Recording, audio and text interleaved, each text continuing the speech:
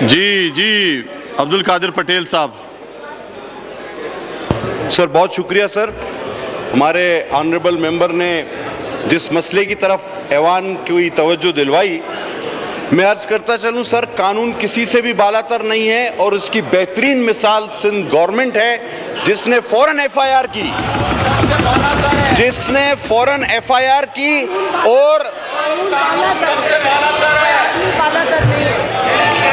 Sir कानून से कोई बालातर नहीं है। मिस ऑफ टंग हो सकती है, थोड़ा सा हौसला रखें। शहीद नहीं बोलना। और सर मैं आपको ये बताता चलूं कि सर ना सिर्फ लवाहिकीन के कहने पर एफआईआर हुई, बल्कि जो दफात जिस तरह उन्होंने चाही वो उस एफआईआर में दर्ज की गई।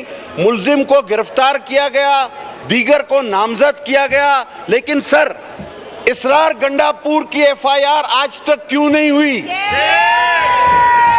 अली अमीन पर क्यों नहीं हुई?